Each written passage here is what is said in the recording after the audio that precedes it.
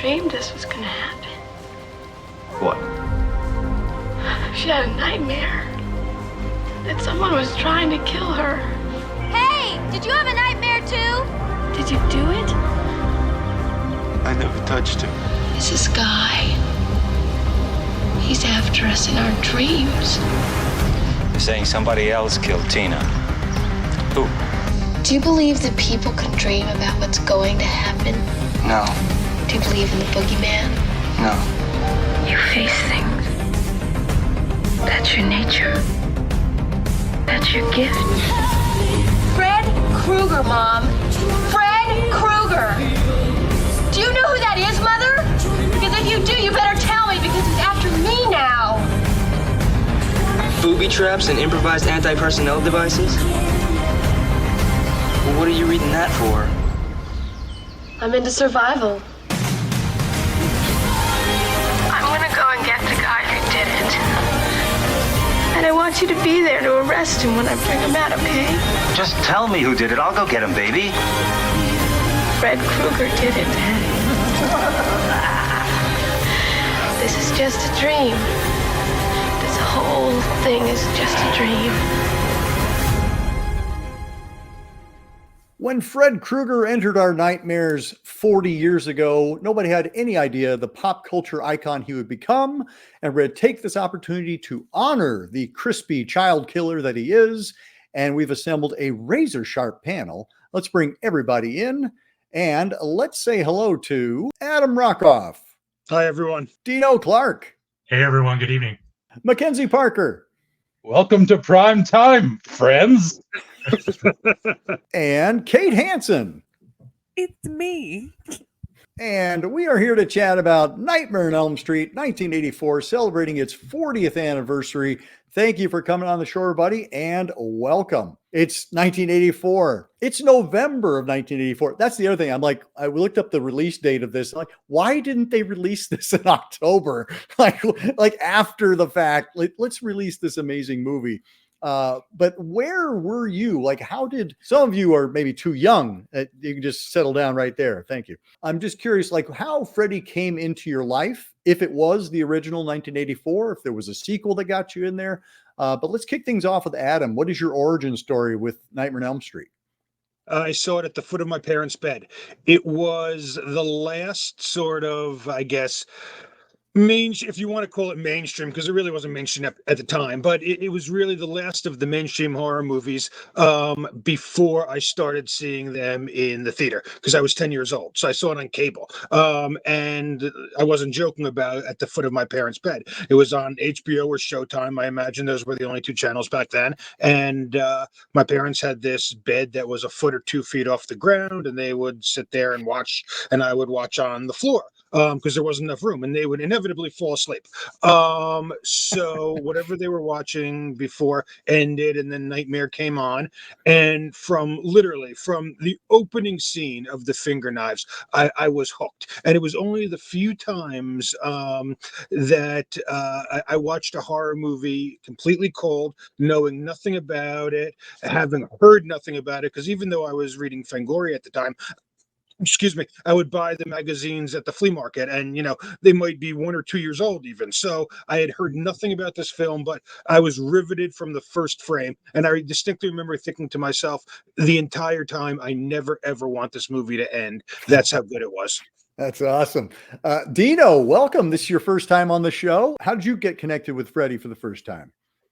Well, first, thank you for having me. It's an honor to be here with everyone and talking about not only one of my favorite movies, but my hands down favorite horror genre film. But my origin story with Nightmare, Adam, I think I was just a couple years younger than you when I first got introduced to Nightmare on VHS back in '85 at the ripe age of 8.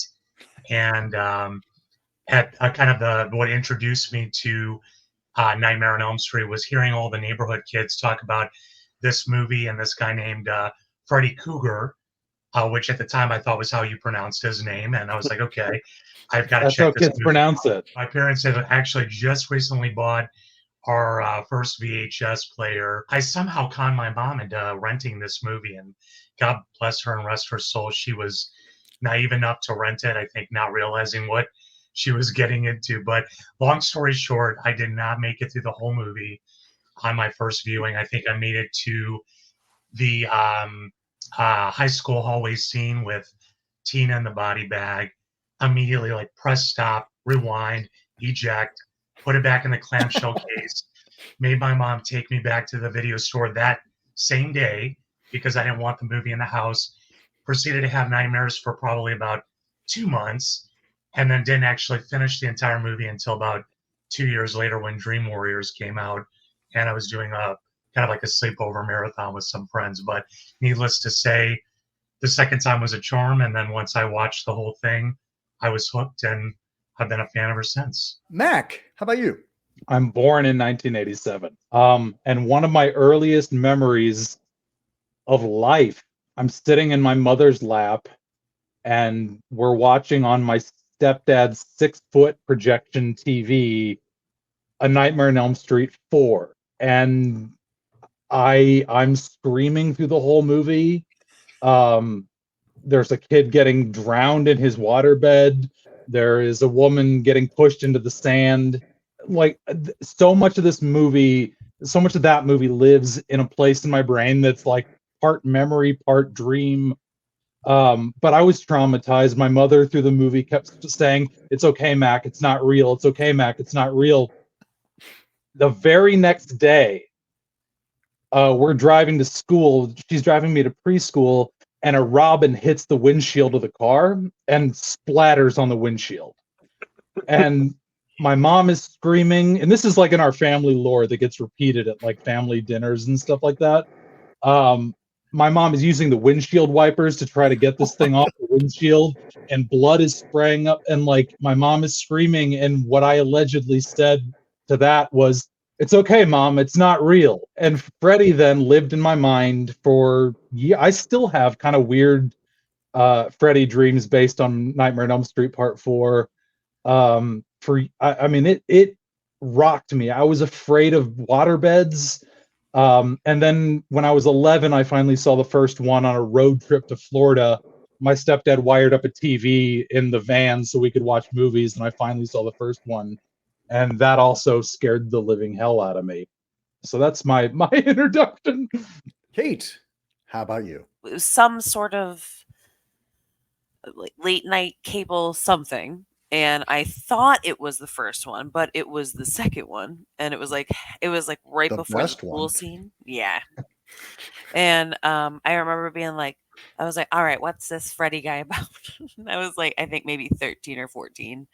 I have older brothers that got me into horror very young. So I was kind of like, just like, give me everything you got. And it's the scene where he like just flies out of the pool. And I remember being like, oh, this is fucking batshit. And I was like really into that at the time. So I was like, yeah, okay. We'll do more of this. And then the second one's actually my favorite. I feel like that's like everybody feels that way now. It's like Season of the Witch. Like, who gives a fuck? Like, how did you come around to the first one? Oh, when I went to the store and I went to show some friends of mine, I was like, oh, I haven't fucking seen this. I was like, I thought I saw this. I have not seen this. I saw something else with the pool. And Johnny Depp's in this one, and everybody was really stoked about that. So I was like, okay, girls, I helped. Nice. Since I am the elder statesman of this panel, Yes. I was gonna say I'm actually curious. I'm so curious, Aaron, because I've always thought about like what kind of impact this movie must have had in 1984. Because if you watch slashers leading up to it, it's like The Burning, and like the Prowler, like House on Sorority Row, and then you hit Nightmare on Elm Street, and it's like, well, and you had Friday the 13th final chapter preceded it. You know, so it's kind of like that. You know, it feels like that's kind of the death knell of the slashers. You know, it's like, well, if Jason's gone, I guess we're done. And then Freddy comes along later that year, and it's the same theater where I saw The Terminator. So it was the Trojan Theater in Longmont, Colorado, and it was phenomenal. I will say the ending is so goofy that it kind of undercut the experience. Like all of us kind of like went out going, what the hell was that? Then later I remember watching it like on VHS as part of a like a late night watch party, probably 85, 86. And it's there that, I mean, and Adam and I have had this discussion several times where it's kind of like Nightmare on Elm Street. Like I know it's one of your favorite movies, Adam, right? If not my favorite, one Yeah. of always on a given day, I might say it's my favorite horror movie. Yeah. And because the first one is so weird and dreamy and it plays by no rules at all. I think as a younger cinephile, I was kind of like, what the hell? Like it's like playing tennis without a net here. You can literally do anything you want. And as I've gotten older, that's what I love about it. I love the fact that it does do whatever it wants. It is completely unsafe as a movie because there are no rules. And this killer can show up or not show up. And it's kind of like you got into, say, around like part 3, we started to get some more established rules. And that's when we got ideas as to, okay, this is how this universe functions. But this first film is really just gloves off or gloves on, as the I had case never may be. really noticed before. Thank you for saying that. That it's the first movie is like true magical realism because everybody buys into it like as is, and Yeah. I never thought about that before. Yeah, it is one of those things where, again, I watching it, I started to kind of pick it apart. I'm like, I don't understand how Freddy can have this effect and how does that work? And then I'm like, it's supernatural, dude. Like, it's okay. Lighten up. I think I had a similar thought. Actually, I just recently watched the 4K, which Right. I was so excited that they finally released it on 4K for the 40th anniversary. And, that whole final 10, 15 minutes is bonkers because everything is blurred. You don't know what the heck is going on. You've got Nancy and her dad, watching Marge get, Marge's burnt corpse getting lowered into the bed. Nothing makes sense at that point, right? So, and to your point, Aaron, I think, on one hand, I'm like, I think probably in my younger years, I could pick it apart a little bit. But as I've gotten older, I appreciate it for what it is and the fact that, like you said, there's no rules to it. So you kind of just go with the flow.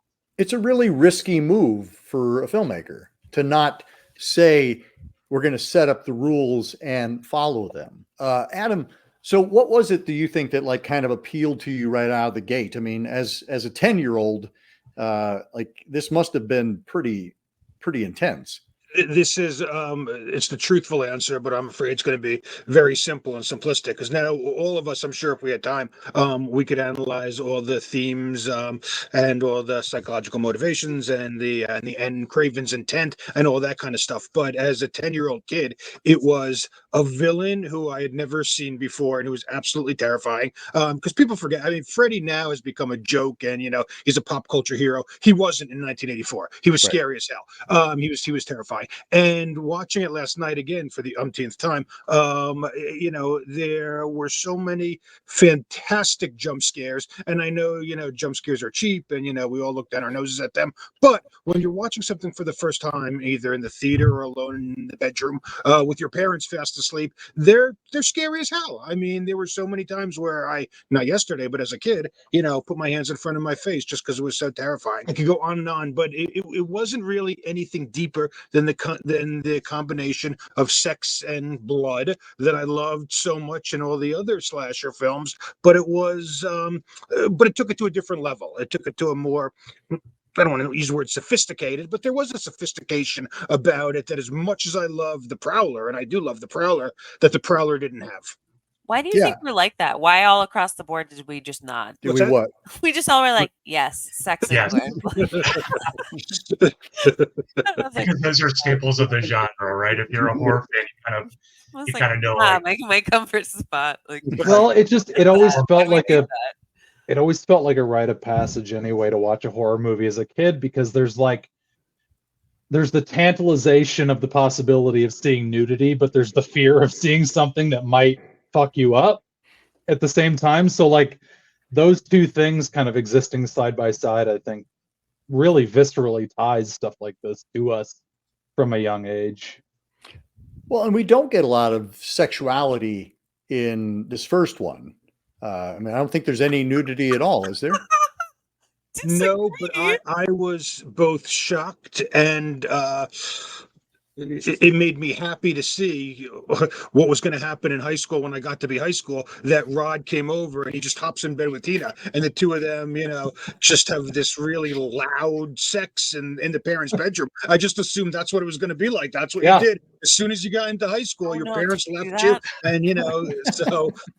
But no, there wasn't any nudity per se, except for that, I guess.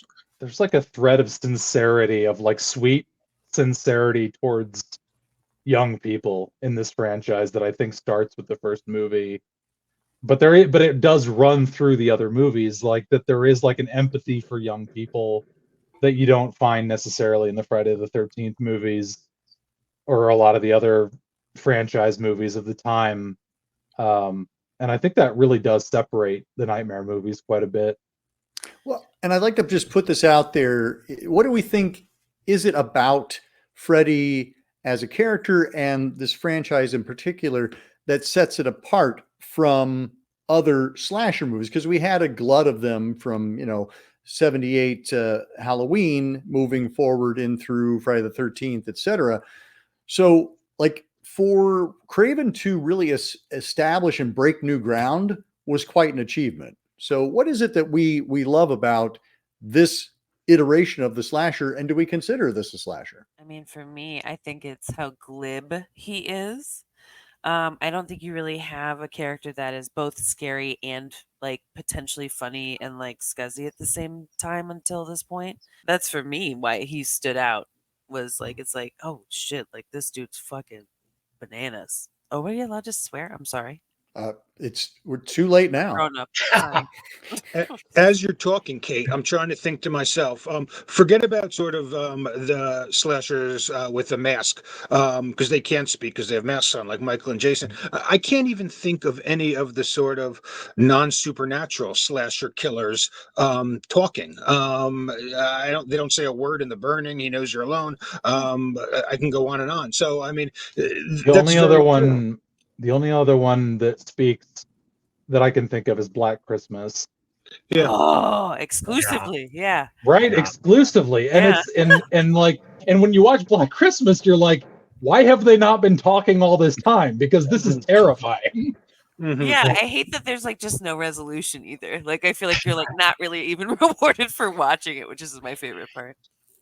I think, that's definitely, I think one of my love-hate part aspects of Black Christmas is you don't get that typical wrap-up in the ending. But I think, Aaron, to go back to your question, and you were talking about like Friday the 13th, the final chapter, and I think it's kind of interesting that, Wes, even though I think he wrote the movie, I think he was shopping the movie around for a few years. Sure. Before New Line ended up picking it up.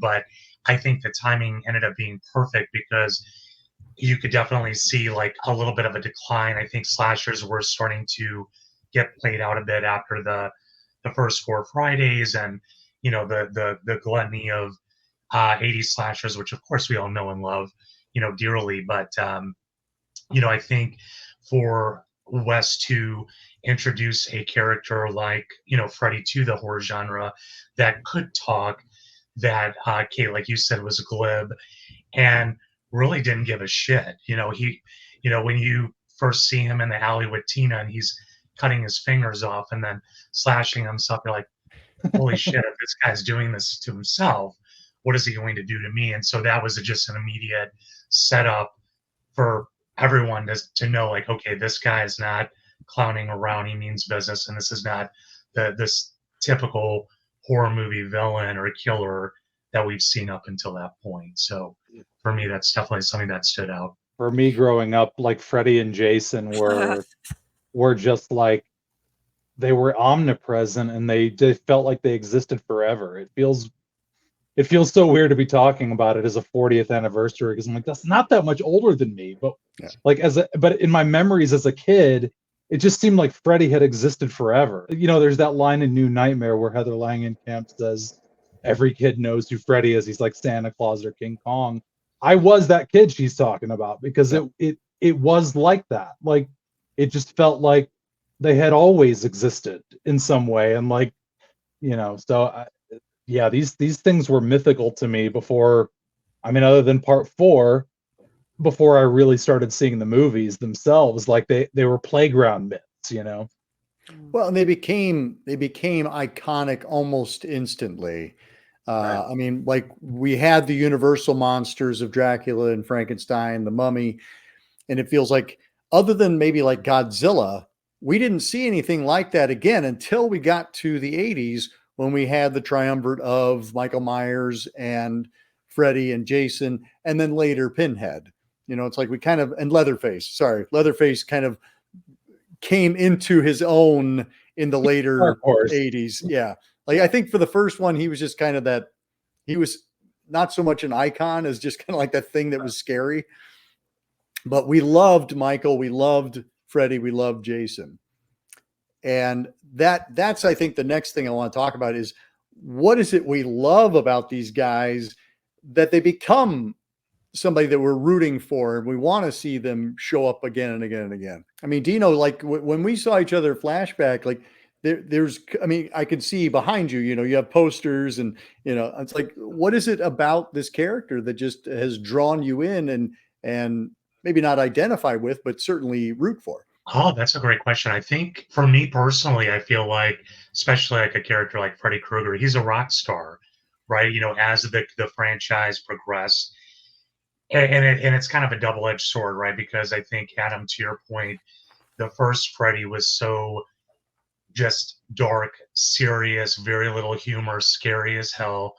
And then as the series progressed, by the time he got to 3 and 4, that's really when he became like the pop culture icon that we all know now, which on one hand was good, but then on the other hand, it was almost like the character became watered down. But I think for me as a kid at that point, I didn't care because I was so in love with Freddy as well as Michael, Jason. And so anything that I saw, like whether it was a Fangoria magazine at the grocery store, magazine aisle, or, the rare occasion back in the 80s where you'd see, Freddy or Michael or Jason merchandise, I just had to snatch it up. And I think there was just this, rock star forbidden thing as a kid where you're like, I know I'm not supposed to be into this, but there's just something about it that's speaking to me and calling to me. I don't know what that says about me, but I love it. And, and here we are all these years later. I think Jason and Freddy are sort of the flip side of like James Bond or something like that, where they're engines of a good time, like of fun. And like, it's silly Grand Guignol fun, but like it's dark. I was, and leading up to this, I was watching a lot of the old like documentary stuff, and they were talking about, I think it was the DP, the cinematographer, the first one, was talking about how it's about like the first Nightmare on Elm Street movie especially is about Nancy survives because she's willing to acknowledge the dark aspects of the world or of the world around her, and like whereas her parents don't, her friends don't, and they die as a result of it because they won't look at the dark side of life. And I think what's appealing about these characters is they make looking at the darker aspects of life more palatable and more digestible in a way. I was going to say, to use a big word, it's ineffable. I don't understand why I gravitate towards these characters as opposed to some of the other ones. I mean, take Lou David in The Burning. He's burned too, and so the actor who played the killer. But why does Freddy stick in our collective consciousness and not the killer from The Burning? I don't know. I mean, the killer in House on Sorority Row has a mask as well. Why don't we remember him? And everybody knows who Michael Myers is. I don't know the answer to that. I mean, a lot of people a lot smarter than me have written, tons of stuff on it.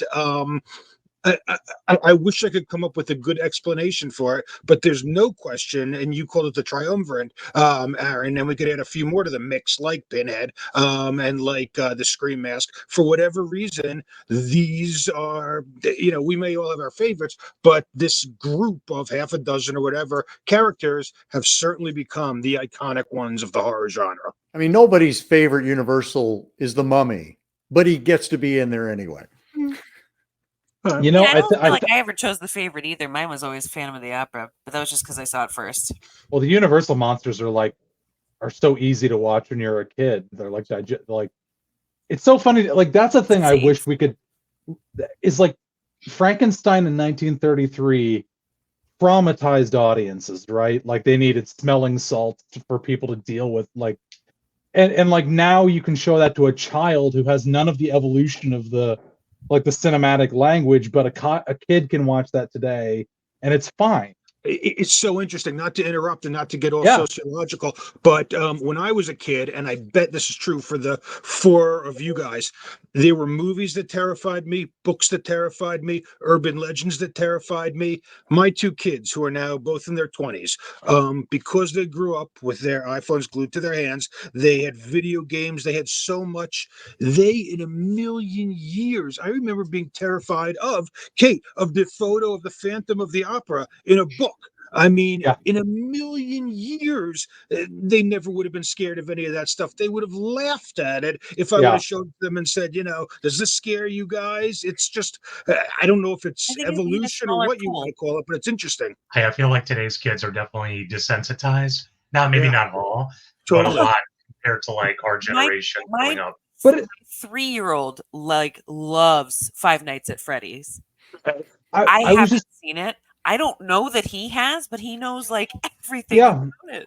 Well, it's like I knew everything about Jason and I hadn't seen any of those movies because of just like playground talk. And like I'm seeing David Howard Thornton right now talking about how like kids are dressed as Art the Clown now. And it's like it's the same thing. It's just but like Well, even when you go to the horror conventions, I know, Aaron, we were talking about Flashback. It's funny / adorable / a little concerning when you see all these little kids, wandering around in their costumes. I'm like, holy cow, you're dressed up in better costumes than some of the adults. And to see how these 5, 6, 7-year-olds are getting into this, I mean, it's heartwarming. But on the other hand, I'm like, ooh, I don't know if this is good or bad. You're dressed up as a serial killer. What are you doing? Yeah. Or you're dressed up as a child killer and you're a child. So I dressed up as Freddy when I was like 12 years old for Halloween. I was Jason when I was like 6. I remember that cheap plastic glove that we all had, and the bad Freddy mask. Kind of going along with the idea of Freddy, I think a lot of credit goes to Robert Englund, who created the role and kind of morphed with it. Like he took it in different directions. But let's talk specifically about this incarnation, because Robert Englund was not a huge star. He'd done, the miniseries V, he'd done a couple of things with Tobe Hooper, but this was, he was pretty much a fresh face, and we didn't get to see a lot of his face. He's covered up by the makeup throughout. But what people's thoughts on Robert Englund in this movie, and then if you have Robert Englund experiences, happy to hear those as well. I was in college, and at the time I was studying American Sign Language, and I had like somebody just like knew that I did that. I don't even know why, and they were like, "Hey, our interpreter for Flashback bailed, and they like just didn't have one." And they were like, "Are you like good enough to do this?" I was like, "I don't know. Let's go ask the deaf people." And so like I went and talked to the deaf people, and they're like, "Yeah, this is fine." And I was like, "Okay, great. I guess I'm interpreting today. I paid for a ticket. What the fuck?" Okay. And so then I got to do Malcolm McDowell, which was incredible. That was a real ego booster. He was. And then Michael Rooker, but the one that I was most starstruck was Robert Englund, which was funny because I didn't think that I was going to give a shit, and I was like, "Oh my fuck!" I lost it. Like I was like trying to be cool. I don't know what I said. So but he was really sweet, and he was really actually great with the deaf folks. And he took a lot of time with them, which was really neat. It was clear that Did like he he stab their wasn't ears with the rushed. long Q-tip like he did in Thor? No? Yeah. Like Carlos. You know. Nice ears from Carlos. Yes. But I just thought he was so sweet, and he really took time with them, and that kind of stood out to me because he didn't have to. I really love watching the performance in the first movie. It's so raw and so wild. You know, Wes Craven talks about how like he thought he needed an older man because that was the inspiration, but when he got Robert Englund in the makeup, he was like, "Oh, it's like it doesn't matter how old he is. Like you can't tell how old he is. The makeup's there." And I think that's a really big component to it. So I met Robert Englund in 2007 at the San Diego Comic Book Convention. I got a picture with him. I was working security, so I shouldn't have gotten a picture with him, but I couldn't help it. And I ended up, I was the last one in line, and I ended up talking to him for like 20 to 30 minutes. Like in line, I was thinking like I can't just ask him like what's the makeup like. Everybody's asked him that, stuff like that. So but what popped into my head was this line from Wes Craven's Dreams and Nightmares, this book about his movies where Robert Englund talked about doing children's theater, which was the reason I got into children's theater as a kid.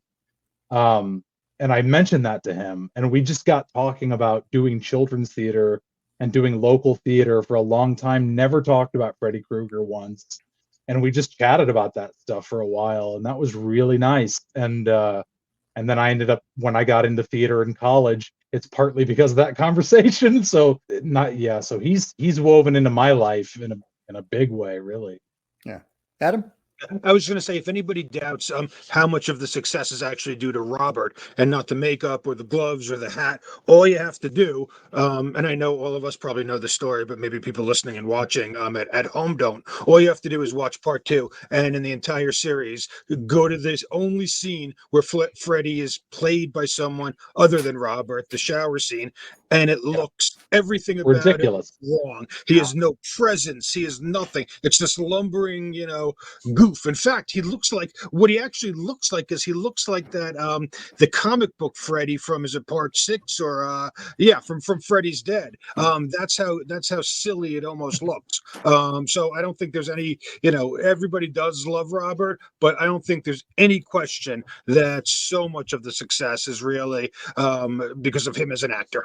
You taught me something. Yeah. I didn't know that. Adam, the weekend that you and I met, John, we were driving Robert Englund to the Music Box for that screening for the Q&A. Oh, wow. So Robert Englund is just holding court in our little minivan. And that sounds like he's like. And I'm hanging out in the back with Ray Wise. And it was just amazing. And awesome. Like you said, Mac, I mean, Robert Englund can talk about anything to anybody. And that's the thing I really have always enjoyed is you hear the stories. Everybody seems like they've had a really good Robert Englund experience. Dino, let's go and bounce over to you. It sounds like you have one. My husband, Tony, and I, we've been to a few of the flashbacks, and I think one Horror Hound in Indianapolis. And we've had the chance to meet Robert a few times, not in depth, like no long conversations, but similar to what you described, Adam, just like hi, nice to meet you, like the quick photo ops where you're standing there for 2 seconds, like, oh my God, Robert Englund is right here, and we're taking a picture together. But we've had a chance to meet him as well as several of the Nightmare on Elm Street cast members throughout the whole series. And Robert especially, as many times as he does the conventions, and I'm thinking he's been doing this for 20 plus years, hundreds, thousands, God knows how many fans he's having the same conversations with, and you never get that sense that he's over it. Like, oh gosh, here we go, we got to do this again. It's always like he's doing it for the first time. He's got that same giddy excitement, and not that I've ever had a bad experience with any like horror celebrity that we've met at a convention, but you can kind of tell that there are some who are like, oh, they're just kind of like, yeah, okay, well, I'm kind of trudging along, but never with Robert. It's just always salt of the earth. And then real quickly to go back to the performance, I think, again, the Shakespearean training that he brought with him and applied to the performance, especially in that first movie, I mean, it shows, especially after many years and looking back on that first film. I mean, I think to put a stunt double or, like Adam, like you mentioned, like shower scene Freddy in part 2, or, even some of the other actors that have played him, like different iterations throughout the whole series. There's only really one true Freddy, and it's Robert. So yeah. Kind of going back to that idea of that first performance, one of the things I loved about it, and this most recent revisit, because I also got the 4K upgrade, as the series progresses, obviously, as you get more lived in with a character, it starts to feel a little bit, the polish is there. What I love about the first one is that you can see him figuring it out. You see him learning what this character does. How does he stand? How does he talk? And he is a lot darker, but there's still that quality of impishness, of black humor. But again, it hasn't been refined yet. And I think that's what I really loved about it, is you're watching somebody create it right there in front of your eyes, as opposed to say 3, 4, 5, when he knows what he's doing. He's so lived in that he can just do anything. It's not really, there's no introduction anymore. Right. This is a booty call now. Yeah. I love that even like they're figuring out Freddy as an entity as well, like in the editing process too, because for me, like one of the most haunting parts of the movie isn't even Robert Englund. It's when the hall monitor stands up and is like, no running in the hallway, that whole thing. Like, that voice that's coming out isn't the voice that they always use throughout the franchise, because pretty often they pitch his voice way down, so it's way down here. But like in that line in particular, it's much more like reedy and much of that, like, no running in the hallway, and like that sticks with me in a way that like is really powerful. And I love high pitched Freddy as much as I love the rest. Is that Robert? I just assumed they dubbed him in. It wasn't him. Yeah, no, it's him. No, it's him, but it's him. But the way that they're affecting his voice. Okay. Because there are like a lot of lines through. Honestly, I'm going to be a real nerd here and point out the last time you ever hear like high pitched Freddy is in the scene in part 3 when he says, I think it's back in the saddle again, is like the last time where it's a little bit more of a higher pitched Freddy, and then you get like deep Freddy for the rest. Is this like your internet password or something? I had such an obsession with this. I had a whole shelving unit when I was in junior high school of just Freddy dolls, Freddy action figures. I was terribly obsessed. It was such an important part of just my love of film and getting into theater as a kid, and like just I was thinking about it as I was rewatching this franchise over the last week, of just like, oh my god, like this franchise has played such a big role in my life. Well, one of the things that also this movie did different than a lot of the slashers that Adam was referencing earlier is that we have the supernatural quality to it, and we have these amazing mechanical effects. Yeah. Like the set pieces are so different than anything we've seen before. And that's Jim Doyle is in charge of our mechanical effects. But, the things like the rotating room that we see where Tina gets thrown around, that kind of set it apart. It was a different kind of slasher than we'd ever seen. Did that blow your mind, Aaron? Because I know like Star Wars existed. Well, it was also because we didn't know what was happening when Tina is getting thrown around. Like, you literally don't know what's happening narratively, and you're also, how the hell are they doing that? Yeah. I also felt like I shouldn't be watching that. There's a lot about the first one in particular that feels so seedy and dirty, where you're just like, and that scene in particular captures that feeling of being awake at like 2 a.m.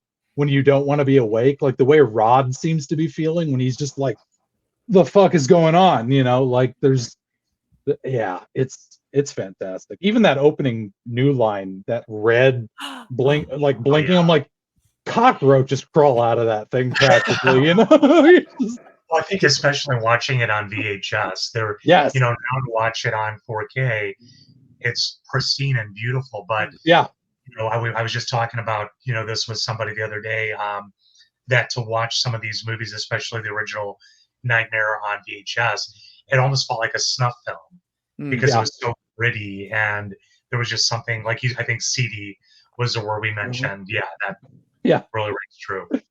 Yeah, I noticed. Talk about these films being remastered, Aaron. It was like a year ago or something where I texted you and I said something like, "Watching these films again, it's like watching them for the first time." And in a way, it is. You see things that. So again, I watched Nightmare last night and I couldn't believe it. I literally almost, this is so pathetic. I yelled in excitement. But the truth is, in Tina's house, she has, and you never would have seen it before. Is it Ernie or Bert? It's Ernie, the orange one. The orange one is Ernie. She has an Ernie cookie jar that we literally have because my wife loves Sesame Street in our own kitchen. It's like an iconic cookie jar from the 70s, and I never would have, realized that before. It's crazy.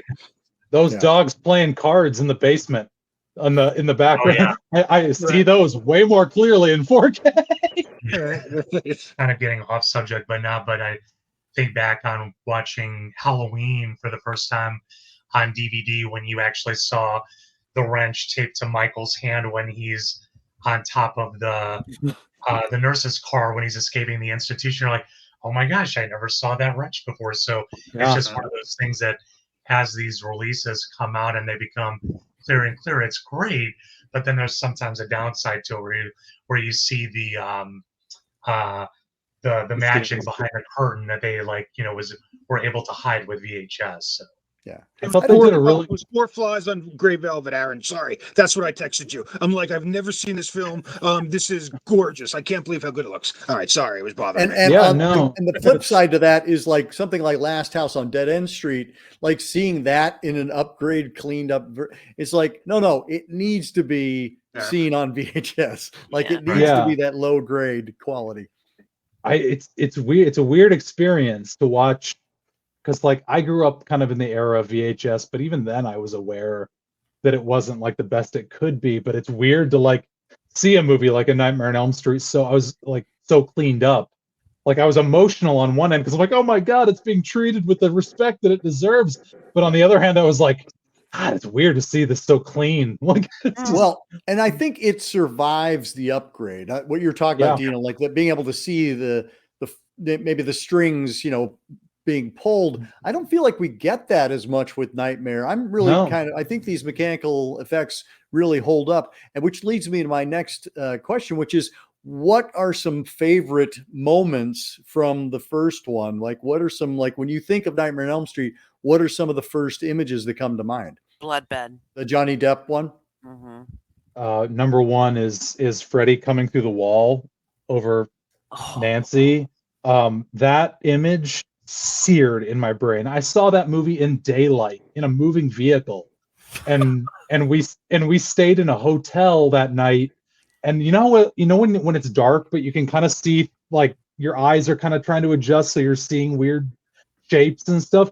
I was just seeing Freddy coming through the wall, and it freaked me the fuck out. So like, Scariest scene for me actually had nothing to do with Freddy. It's when Ronnie Blakely finally, it still I get a chill just thinking about it. When she's standing in the kitchen, she says to, Nancy, come in the basement. I want to tell you something. It's just something about it, and I can't articulate why, but there's something so unsettling and upsetting about it. Oh, but can I say one thing? I've been dying to talk about this since I watched it yesterday, and I never noticed this before, but how ridiculous it is. I was laughing out loud. So she's doing that great speech, and it's still scary, but she says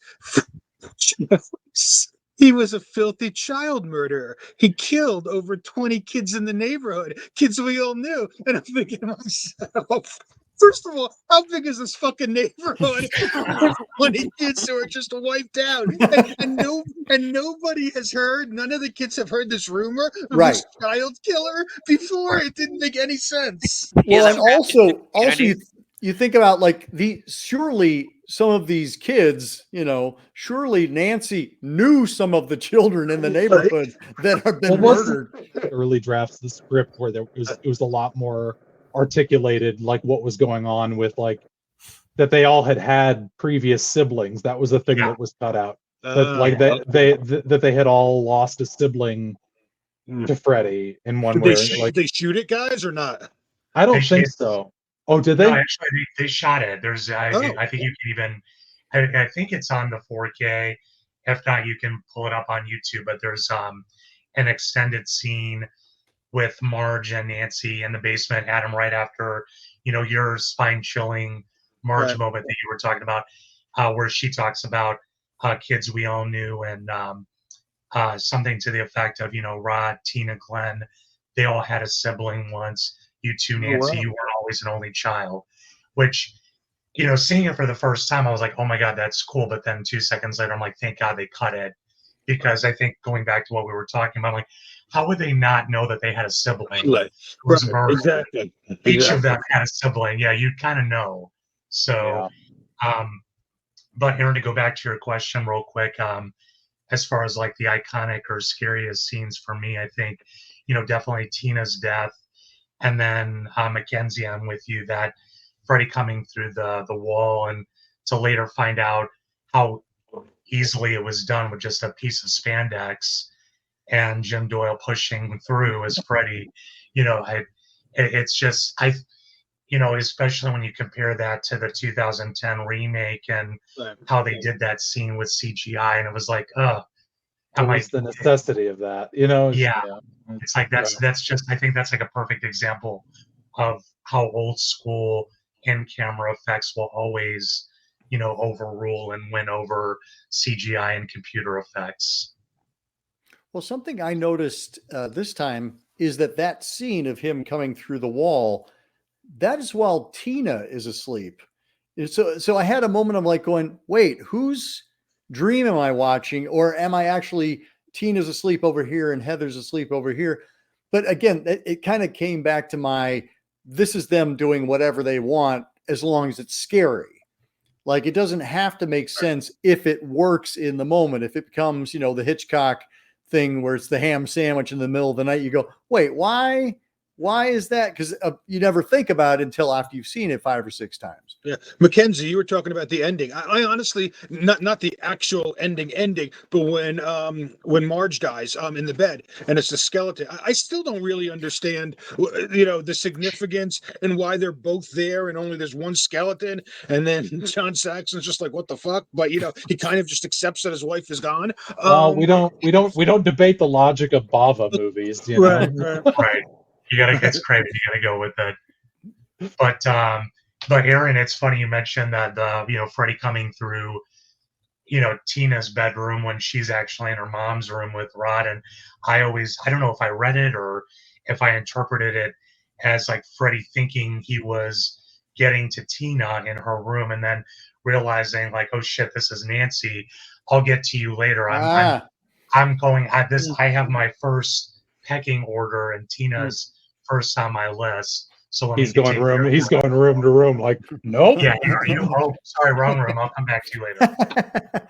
Well, and the other thing I was watching today, earlier this week, was there's no inciting incident as to why Freddy starts killing now. Totally. Why has he waited until they're 16, 17 years old and then he decides to start killing them off in quick succession? Totally. What is the reason that happens? That I don't think that's ever been explained in any of the movies, but it was an interesting thing. I'm like, yeah, it's, like if he wanted to get back at them, what was he waiting for? And why frame Rod? Right. He frames Rod as though there was this chance that like John Saxon was going to be like, oh, this Fred son of a bitch is in our dreams. Let's go after him. Freddy's kind of free, but like he acts as though it's still possible to catch him. Somebody mentioned it earlier. Just one of the aspects of Freddy that I think again sets him apart from other villains is not only can he really fuck with you in your sleep and in your mind, to your point, with like Framing Rod, it's like, I'm also going to torture you in real life for a couple of days until I actually kill you. But I really want to make sure you're suffering, to the max. And I think that's fucked up because it's needless. Right. Yeah. It's just cruelty for cruelty's sake. Making their lives miserable. And then mine's a vote for the hall monitor. Yeah. Well, that creepy. body bag being dragged along is pretty good. Right. That whole scene, it's like broad daylight. That surfer dude that's reading Hamlet, like everything from that to like Tina in the bag. But then there's like leaves blowing down the hallway for no reason. And it's like, why are there leaves? And then you get the hall monitor thing, and like she's lit in a way that like makes her like pop off the screen in a way that like she's not lit the way the rest of the hallway's lit. So she's like, there's something real surreal about how that's all done. I love it. And I want to just kind of because we talked about Robert Englund, let's talk about Heather Langenkamp, because Nancy is, one of the iconic, final girls, but there's an awkwardness, for my money, there's an awkwardness about Heather Langenkamp's performance that I found off-putting at first, and now I find completely endearing, and it draws me into the movie in a way that I would not have expected. At first, I was just kind of like, this is clearly a young actor, doesn't really have a lot of, doesn't own the lines yet. Screw your past. I was like, that's a terrible line reading. But now I'm like, no, that sounds like somebody who's scared, trying to put on bravado. I'm like, so there's the thing about that I love now. But what are people's thoughts about Nancy and Heather Langenkamp? One of the things that I love about Nancy and specifically Heather's performance is that it's not a cookie cutter horror movie female character, especially like a lot of the recent horror films where over the last couple of decades where all the actors are just so like, cookie cutter. They look like they were scooped off a magazine cover and plopped in a horror movie, with the entire Nightmare 1 cast, but especially Heather, they looked and felt like people you might live next door to or go to school with. And I think that just added that, relatability where you kind of put yourself in the character's shoes and, really empathized and rooted for them. And you said it perfectly. The way you described it, that awkwardness. I mean, there's one scene I've always hated because it's just so. I don't know if it's a mistake or just bad acting, but it's when they're in the police station and I'm laughing to myself now because it's so absurd when she's upset and then Ronnie Blakely's like, maybe you don't think murder is serious. And it's clearly apparent that she's talking about the fight. And then Heather just breaks down and says, how can you say I'm not taking this seriously? And it's just Vaudevillian. Yeah. Well, she was a teenage girl. She was like 19. There's like I just listened to the commentary and she was talking about it where she was like, she hadn't seen Halloween. She had no idea what like any of the style that people were going for was. It's funny for me because I saw this movie so young that her performance is so like burned in for me. It's like with friends of mine that are fans of Star Trek. I recently watched Star Trek: The Next Generation, and I had to tell friends.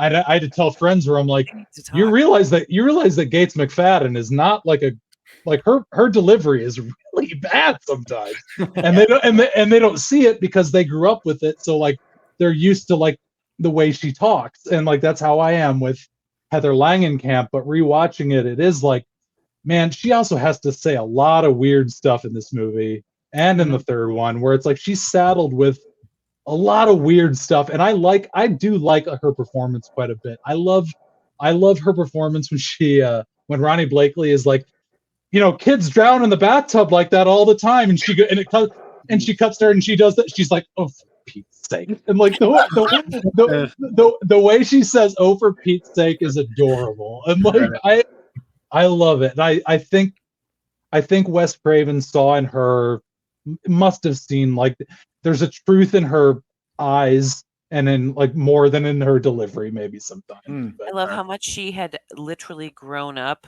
Like, I mean, her performance as well, and like New Nightmare. Yeah, sure. Because I mean, just like her as like a person and like a woman as an actor as well. Yeah. Yeah. I don't know, I mean, even part 3, I mean, it's a Totally. quantum leap. I was struck by that, Aaron. When I watched part 3 for the first time, I was probably in my teens still, and she was like, to me, a 30, 40-year-old woman. She's fucking 25. It's crazy. And She's 25 wearing her mom's clothes, basically. And pearls. And she has to convince us she's in love with Craig Wasson. Yeah, that's some serious acting right there. She was working against quite a bit to her credit. I want to just call out the new 4K just because it is new, but there are 2 commentary tracks on there. One was from when they released it to DVD in 2006, and that was the upgraded one that has Wes and Bob Shea and Robert Englund and Heather and Amanda. But there's also one from earlier which just has Wes and Heather, John Saxon, and our DP, Jacques Hayken. But actually, John Saxon gets top billing in this movie. And I'd completely forgotten that. Like John Saxon and Ronnie Blakely, and then Heather Langenkamp. Yeah. But John Saxon lends a gravitas, and Ronnie Blakely lends the crazy. And it really kind of sets us up to really be rooting for Heather. Yeah. Well, we need to talk about John Saxon for sure, but I just also want to ask, is Ronnie Blakely playing a prank on everybody in this movie? Like, I love her performance, but they're like the one you're talking about when she's like appears with the cigarette and she's like, come down to the basement. Like she is doing like 1940s style acting in that moment. And it's bizarre. Like it's very campy, which I think is like one of the things that I find very endearing. I mean, the fact that one of the first times we see her is her pouring vodka in her coffee cup in the kitchen after Tina dies and Nancy's going to school. I'm like, oh, I like this lady. She's going to be fun. Yeah. Yeah, can we talk about real quick just how awful all the parents are? I mean, Kate, you're a mom. If your son woke up in the middle of the night and his shirt was ripped and he said, I had a nightmare, I mean, I'd be freaking out. I'd be like, what the hell happened? Let's get to the bottom of it. And Tina's mom is just like, either stop the streaming or cut those fingernails, one or the other. I'm going to be honest. I feel like I kind of had a more similar upbringing to that, though. Oh, okay. Like, I think that's generational. Because I'm like, mom's like, I don't know how that went, you know? It's the rub some dirt on it parenting style, you know, quit your belly aching. I did rub physical dirt on it. Did you guys?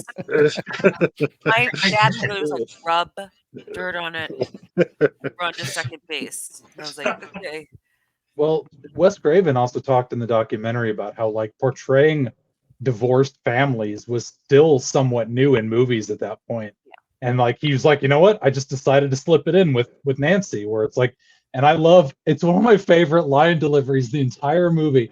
When you first meet John Saxon, when he comes in and he's like, what the hell was she doing there? And like, and there's that part where Ronnie Blakely's like, hello to you too, Donald, and he goes, Marge, like that. The way he says Marge is like tells you everything.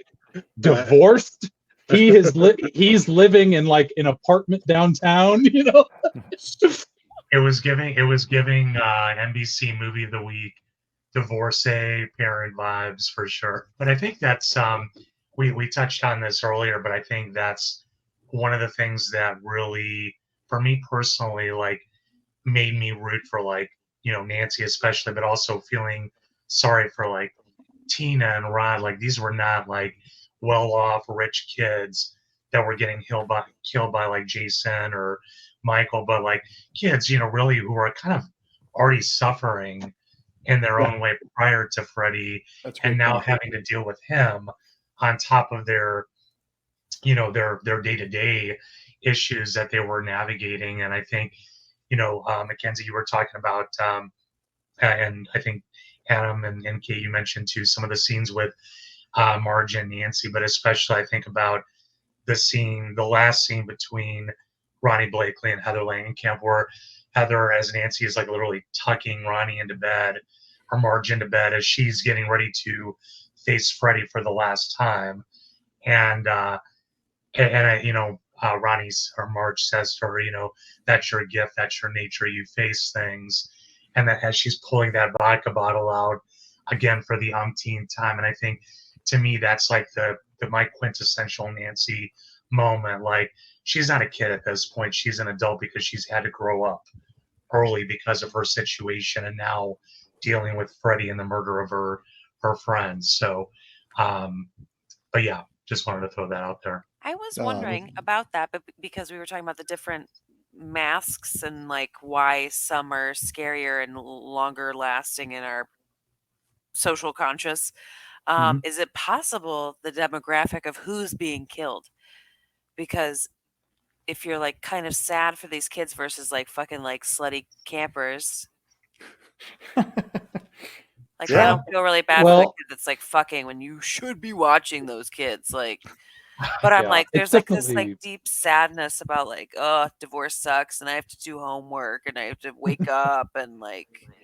Perfect for the MTV generation, right? Yes. Homework, like parents in these movies suck. Like it's this was just like primed and ready for the MTV wave to come in the 80s, I imagine. Like just like Wes Craven just had he was just so ahead of the curve on like having empathy for teenagers, I think. Whereas the Friday the 13th movies are a little bit more cynical about being young and being teens and stuff. I wonder if he had kids. Wes Craven? I think so, yeah.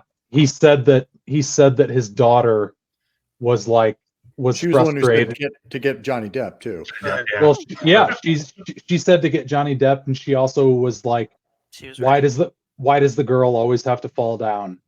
Like, why does the girl always have to fall down? So like Nancy was kind of born of that, of him just being like, yeah, no more of this. Why? Like, yeah. Cool. Although I'd also like to point out that like Nancy, like she gives her dad like, come get me in 20 minutes. And then she spends the next 10 minutes putting all of the booby trap. I'm like, that is some high functioning. Nice job. And she knows she's going to be able to fall asleep in that time too. Right. Yeah. This is one thing I also want to bring up. One of the drawbacks of 4K, and it ruined it for me watching it again. This first shot of her stepping into the steps, you can actually see the step above. Yeah, everybody knows that. Yeah, the pool that's built into it. Right. Also, like on VHS, I remember being like, oh. Yeah.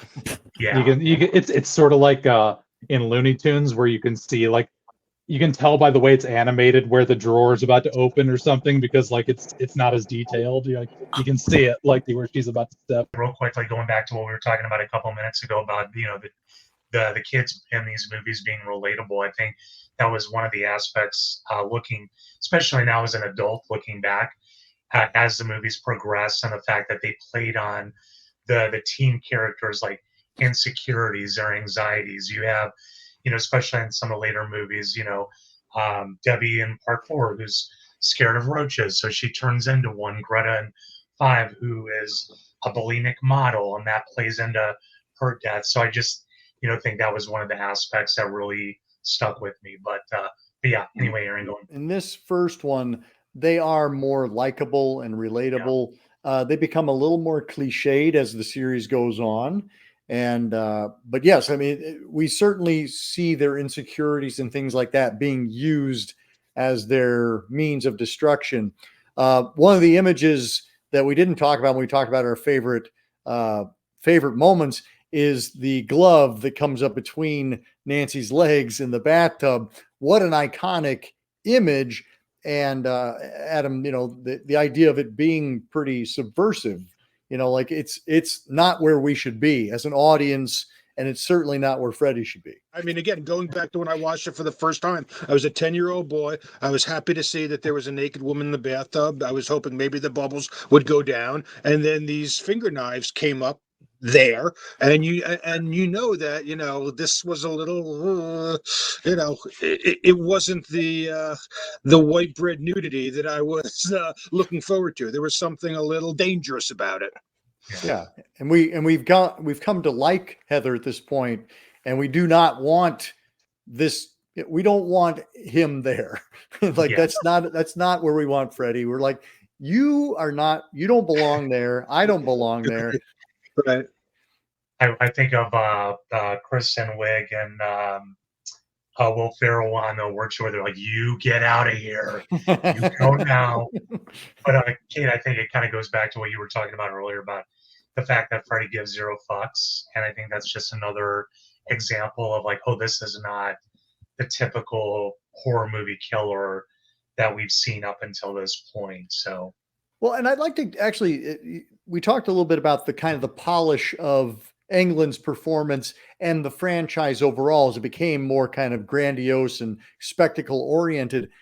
The makeup for Freddy in this first one by David Miller is so, I think, somebody said it's kind of grotty and weird, and it feels dirty. Like as we get into Kevin Yeager's version, where it does feel a little more rubbery and plastic and a little safer. Here, he basically pulls his face off at one point. That's how kind of burned and gross this guy is. I don't think David Miller's makeup gets talked about enough because we just kind of have accepted that's what Freddy looks like. And he always looked the way that we know him now. But he doesn't look like that. He's not that Freddy in this first one. Everything about him is looser. His sweater is looser. His skin on his face is looser than it is in the sequels. Yeah. And he literally looks like somebody that you would imagine like a vagabond in the alley. And I think in some of the documentaries that have come out in the past 20 years, what Wes has talked about, that being one of the inspirations for Freddy, like as a kid, seeing some like drunkard walking past his apartment building, kind of looking like Freddy. And I think that just adds to that dangerous, gritty quality that we kind of lost as Freddy became more polished with the later films. He doesn't look burned. That's the truth. Jackie Earl Haley looks burned. Obviously none of us like that Nightmare better, but he looks more realistically as a burn man. Freddy's a mess. We love him because of it, but it's not a burn. Yeah. He looks like pizza. Yeah, I think he has like skin hanging. You can he had a fake ear or prosthetic ear where you could see through it. It's like those little touches. I think that just added a different quality compared to some of the later Freddys. Well, we should probably pay quick homage to New Line and Bob Shaye because yes, Wes Craven conceived it and directed it, but Bob Shaye championed this film, and it was a big turning moment for New Line cinema. If anybody wants to speak to that. They give Bob Shaye a lot of shit in that Never Sleep Again documentary. I'll say that. Yeah. Like they give him a lot of shit, like a lot of people in that. And it's like, guys, like, well, this is the guy that like made this, But he doesn't have to be a nice guy. He doesn't have to be a nice guy. In fact, it's probably best that he's not a nice guy. That's how the movie. My first job out of college was working at New Line as an intern, as an unpaid intern. And all I wanted to do was talk to people about Freddy, and nobody had any interest about in it at all. They knew nothing about the history. They weren't interested in the sequels. They just it was upsetting. And did it look like New Line that was shown in Wes Craven's New Nightmare when Nancy goes to visit Bob Shaye? So no, because I worked at the New York office, and the stuff in New Nightmare was filmed in the LA office. But it really was that office. I assume so, but your guess is as good as mine. I have no idea. Cool. Did you get to meet Bob Shaye? I did not meet Bob Shaye ever, but Michael Lynn, who was his partner and president, who's dead now, so I can tell this story. I would read with my feet on the desk, and he told somebody, he didn't even have the balls to tell me himself, he told somebody to tell that intern to take his feet off the desk. Oh, jeez. And give me a cup of coffee while you're at it. No, it was... it was an interesting place to work, but it wasn't like a real job. Like I said, I was an intern. I wasn't getting paid. Yeah. But New Line, the New Line became a major force as a result of the success of Nightmare on Elm Street. Yeah. How's the Freddy build? Yeah. And Mackenzie, you mentioned Never Sleep Again. And I think that was really the first time I understood what Robert went through as a producer on the first one, like basically selling his soul to get the film even made and released. And I know it was disappointing to kind of hear how, he and Wes kind of butted heads. Although now as an adult, I mean, it's very rare for you to have like a nice movie producer, right? Especially back at that time, like I think most producers and movie makers were fairly cutthroat. But it was nice to see by the time they teamed up again, Wes and Bob, for New Nightmare, that Bob did make it right. He gave Wes, a lot of the back royalties and monies that he was owed from the success of the series. And it was also great to see Bob, or Robert, I'm talking about him like I know him, Robert Shea. Like your neighbors. We're besties. But how after part 2, where he kind of like he was kind of focused on the money aspect, I think, not really too concerned about the rules, the Wes rules for Freddy and the dreams and how that should all work. But then kind of coming back to it with part 3, and then really getting the series back on track. And then of course, 15, 20 years later, all of a sudden here we go with Lord of the Rings and now New Line. But and that Never Sleep Again documentary is fantastic. It's 4 hours long and it covers the whole shebang. But there are 3 documentaries that are on this new 4K release. One is called The House That Freddy Built, talking about New Line. Never Sleep Again, which is the making of. And then there's Night Terrors, Origins of Wes Craven's Nightmares, which is probably the most charming of the bunch, because it's basically, you're talking with a bunch of like sleep experts and people talking about like what nightmares mean, what do dreams mean. And I was like, oh, this is so cute. It's like one of those Blu-ray special features where you're like, yeah, we probably could have done without that, but okay. Well, and I if I have one complaint about this new 4K release, because it is the 40th anniversary, and yes, probably everything has been said at this point, but the fact that there's no new material from 2006. I mean, basically everything that's on this disc was ported over from the 2006 release. And it's kind of like, certainly you could have, sit in on a reunion at a convention and give me something that's new, not just the upgrade of the quality. Yep. Hey, I have a question for everybody. Do we, and I can't believe I don't know this, are we supposed to know, and do we ever hear that they're in Springwood, Ohio in the first one? No. We don't. Okay. The first time we see Springwood, I was watching for it this time when I went through it. Part 2, there's there's a part where not Jesse, but it's the girl that looks like Meryl Streep, when she brings him a bunch of newspaper articles and they say Springwood on it. Because they make no effort in part 1 to hide California. There's palm trees everywhere. No. It's set in Venice. I mean, Venice is iconic as any place.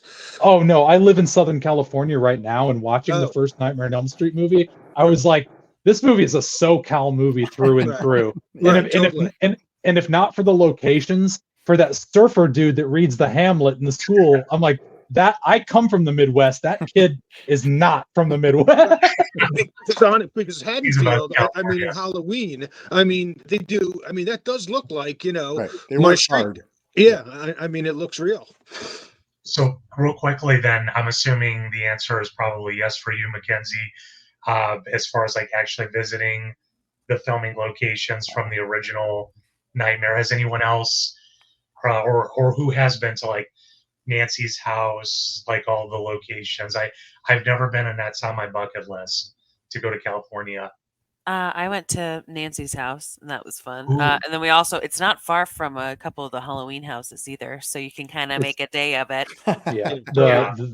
The Nightmare on Elm Street house is like a block over from the house where Halloween ended. Not the Laurie Strode house, not the Michael Myers house.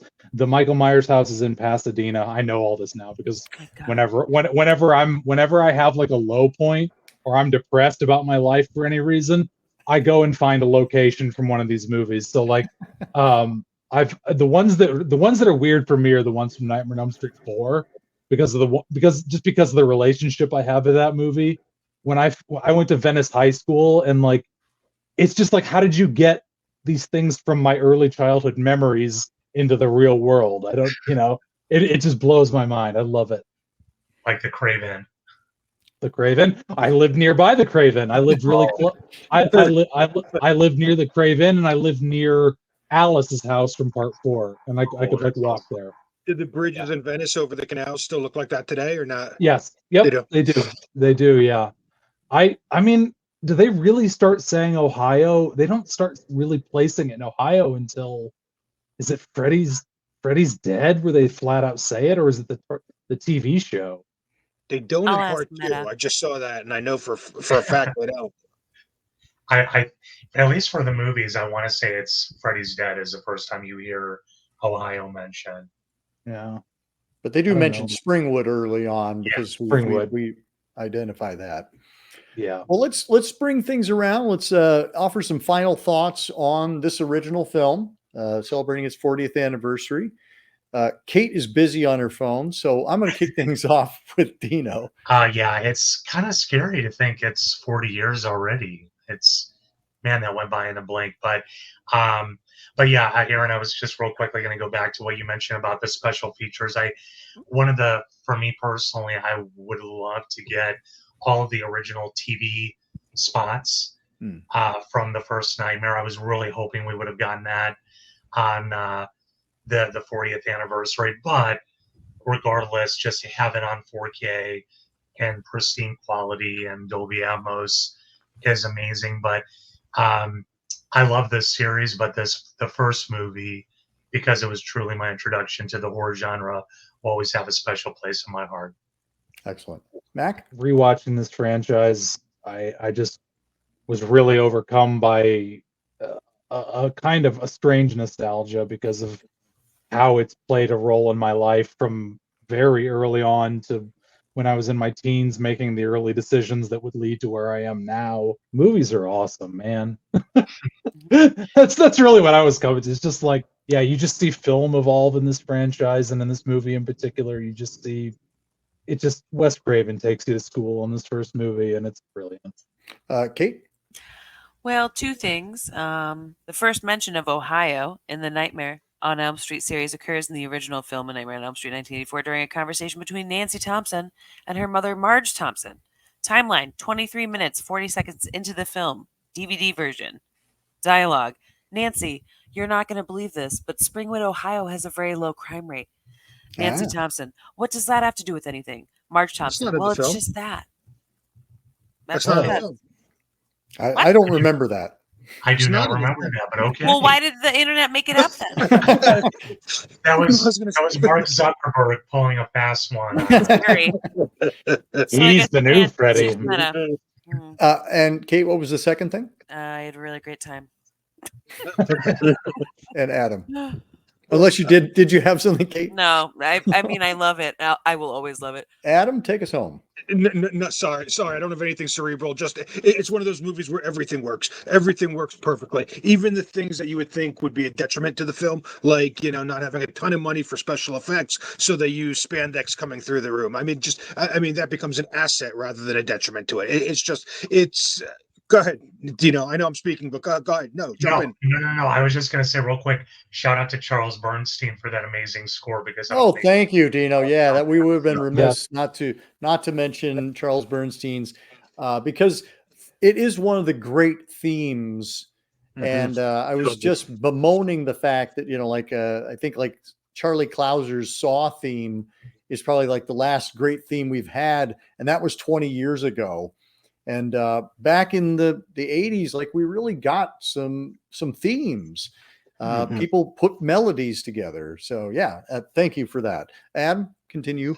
I mean, I was done. On a personal level, my top 5 favorite horror movies change all the time, no matter what day it is. Nightmare on Elm Street and Creepshow will always be in the top 5. So I love it. That's awesome. And Adam and I, like when we first met, I kind of threw him my, Nightmare on Elm Street plays without a net. And he was kind of like, we need to do a show together. We need to talk together. And unfortunately, I've come around to where I actually love the movie now. And so rather than, having a big debate about it, we ended up having a big love fest. So thank you, Adam, for being here and celebrating this movie with me rather than debating it with me, because I would have just given up. Fair enough. Thanks for having me. Thank you all. It's looking forward to having you all on again very soon. And until next time, keep searching, keep exploring, and keep sharing the scare.